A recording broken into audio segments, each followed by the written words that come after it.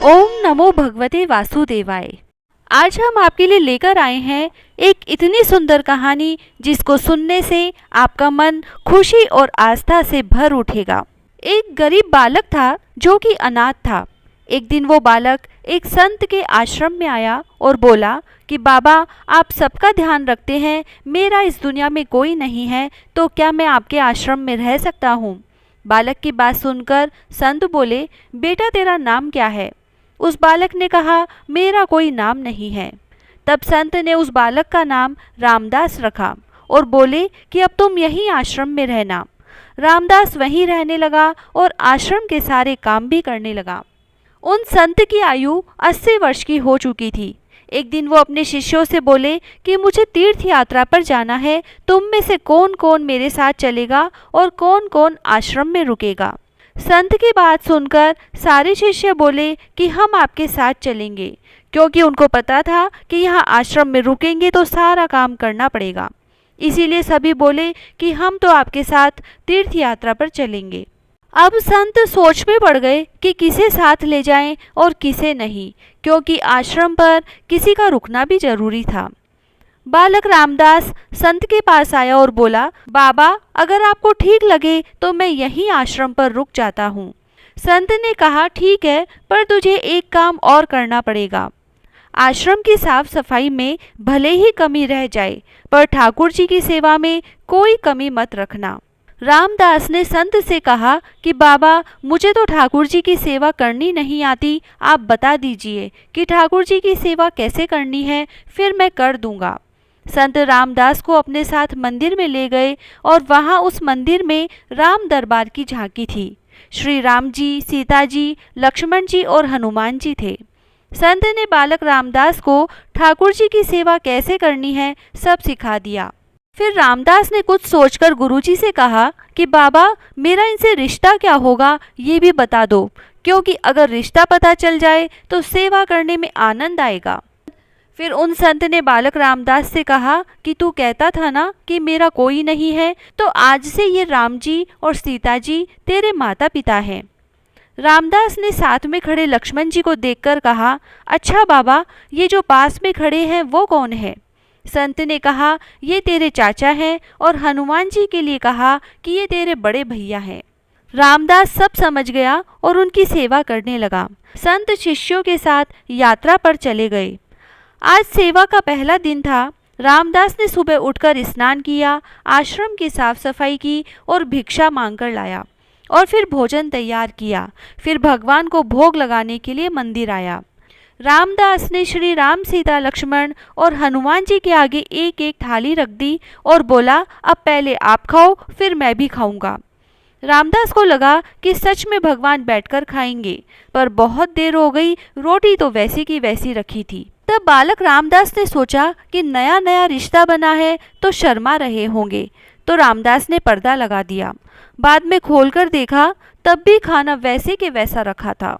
अब तो रामदास रोने लगा कि जरूर मुझसे सेवा में कोई गलती हो गई, इसीलिए खाना नहीं खा रहे हैं, और ये खाना नहीं खाएंगे तो मैं भी नहीं खाऊंगा और मैं भूख से मर जाऊंगा, और भूख से मरूंगा, इसीलिए मैं तो अब पहाड़ से कूदकर ही मर जाऊंगा। रामदास मरने के लिए निकल जाता है। तब भगवान राम जी हनुमान जी को कहते हैं, हनुमान जाओ, उस बालक को लेकर आओ और बालक से कहो कि हम खाना खाने के लिए तैयार हैं। हनुमान जी जाते हैं। रामदास कूदने वाला ही होता है कि हनुमान जी पीछे से पकड़ लेते हैं और बोलते हैं, क्या कर रहे हो। रामदास कहता है, आप कौन हो। हनुमान जी कहते हैं, मैं तेरा भैया हूँ, इतनी जल्दी भूल गए। रामदास कहता है, अब आए हो इतनी देर से, वहाँ बोल रहा था कि खाना खा लो, खाना खा लो, तब आए नहीं, और अब क्यों आ गए। तब हनुमान जी बोले, पिताश्री का आदेश है, अब हम सब साथ में बैठकर खाना खाएंगे। फिर राम जी, सीता जी, लक्ष्मण जी, हनुमान जी साक्षात बैठकर भोजन करते हैं। इसी तरह रामदास रोज उनकी सेवा करता और भोजन करता। सेवा करते करते 15 दिन हो गए। एक दिन रामदास ने सोचा, घर में 5 लोग हैं, सारा काम मैं ही अकेला करता हूँ, बाकी लोग तो दिन भर घर में आराम करते हैं। मेरे माँ, पिताजी, चाचा, भाई तो कोई काम ही नहीं करते, सारे दिन खाते रहते हैं। मैं ऐसा नहीं चलने दूंगा। रामदास मंदिर जाता है और कहता है, पिताजी एक बात करनी है आपसे। राम जी कहते हैं, बोलो बेटा, क्या बात है। रामदास कहता है कि घर में मैं सबसे छोटा हूँ और मैं ही सब काम करता हूँ। अब से मैं अकेले काम नहीं करूँगा, आप सबको भी काम करना पड़ेगा। आप तो बस सारा दिन खाते रहते हो और मैं काम करता रहता हूँ, अब से ऐसा नहीं होगा। राम जी कहते हैं, तो फिर बताओ बेटा, हमें क्या काम करना है। तब रामदास माता सीता जी से कहता है, माता जी, अब से रसोई आपके हवाले। फिर लक्ष्मण जी से कहता है, चाचा जी, आप घर की साफ सफाई करिएगा, और भैया जी शरीर से मजबूत हैं तो जाकर जंगल से लकड़ियाँ लाइएगा।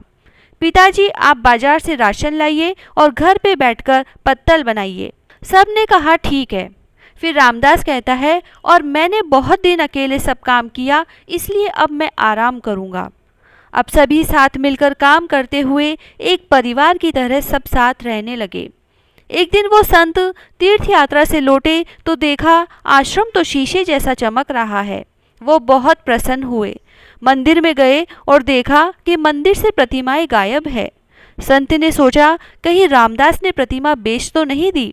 संत ने रामदास को बुलाया और पूछा, भगवान कहाँ गए। रामदास ने संत के पैर छुए और थोड़ा अकड़कर बोला कि मुझे क्या पता, हनुमान भैया जंगल लकड़ी लाने गए होंगे, लखन चाचा झाड़ू पोछा कर रहे होंगे, पिताजी राम पत्तल बना रहे होंगे और माता सीता रसोई में काम कर रही होंगी। संत बोले, यह क्या बोल रहा है तू। रामदास ने कहा, बाबा, मैं सच बोल रहा हूँ, जब से आप गए हैं ये चारों काम में लगे हुए हैं।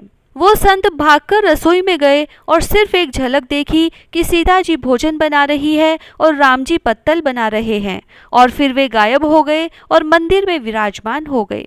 संत रामदास के पास गए और बोले, आज तुमने मुझे मेरे ठाकुर का दर्शन कराया, तू धन्य है। और संत ने रो रो कर रामदास के पैर पकड़ लिए। रामदास जैसे भोले निश्चल भक्तों की भक्ति से विवश होकर भगवान को भी साधारण मनुष्य की तरह जीवन व्यतीत करने आना पड़ता है। जय श्री राम।